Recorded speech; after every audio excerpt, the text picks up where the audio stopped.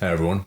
Over the course of history, we've had like very unique deaths that seem so bizarre that you have stuff like the Darwin Awards. Because some people have died in the dumbest ways ever, that the ones around them that witness it feel like they deserve an award just for that. And you know what? If I had the time and patience, I probably would look up some that I would agree with a bit. The one that sticks out of my mind is like that one guy in China that was just like walking down the street, and then out of nowhere, like a tiny piece of comet somehow struck him right dead center on his chest, going like 200 miles per hour. Where the meteor at first was like big enough in space that when it burned up in the atmosphere, it shifted to like the size of a small bullet, you know, and it somehow went in the perfect direction, which is it struck a man just out of nowhere walking down the street. That one's not a really good example of like someone who died in a very dumb way, but it does show that no matter how hard you try, you can predict or come up with ways someone can die in a certain way, no matter what. That naturally means there's also been a lot of like moronic ways people could have died, but they only survived with like a small injury, while also having the small potential of leading someone to be killed. And in this scenario, I would not be surprised if there was like an alternate universe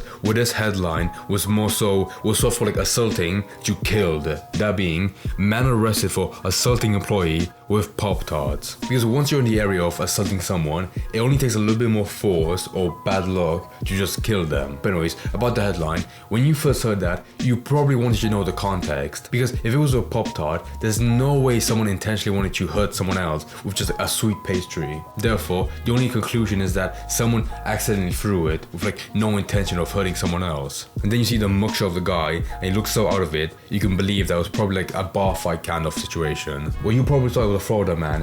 However, you'd be wrong. It was actually in Texas. Come on, guys. Austin, Texas, if you want to get the exact pinpoint detail. But anyways, I'm gonna give some context because it's one of those stories that once I read it, I was like, oh yeah, I can definitely believe witnessing this myself because it doesn't seem that bizarre, but it would be funny seeing it like one time, like being an old man in like 80 years and like retelling the story to your grandkids. That would be a good opportunity. It apparently started at a Walgreens, like some kind of shop, and it says here, according to arrest documents, a store employee accused Steely of shoplifting, leading to an argument between the two in the parking lot, which I have to admit is pretty funny. I love seeing those arguments where like the employees like just yelling at the customer, and they're so tired and out of it, they can't be bothered to talk back, so they just leave while talking back.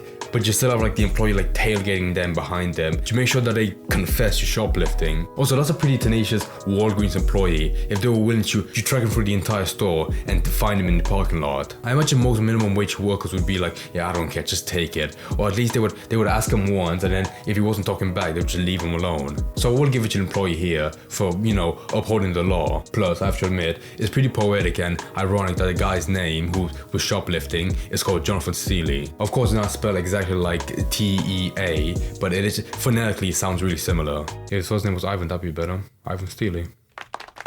I'm not sure if it's just me, but when I hear parking lot or like an employee of a store following a customer to the parking lot, it reminds me of that one Predator video where like a guy was caught, you know, like DMing some like a 12-year-old. Well, it was more like a setup, and the guy met him at like some Walmart, and the guy's airtight defense was saying like he was constipated. I was just yelling that, trying to escape the store, and then crashing his car. Sadly, this story didn't end that comedically, but it does say here that police said video captured the moment the altercation escalated and Steely threw Pop-Tarts at an employee, hitting them in the collarbone and causing minor injury. Steely remains in jail on a $1,500 bond. Yeah, when I hear that first part, like of throwing the Pop-Tart at their collarbone, that reminds me, there are certain times where like someone looks very, you know, tired or lazy, where they look like they don't have a lot of strength, but at the same time, they have like some secret like prodigy talent to throw like a baseball at the speed of a bullet. Well, of course, you don't feel or believe that they can until they throw something at you. Oh my god, this is my favorite part of like every article where they include every tiny charge that they could press on him. Jonathan Steely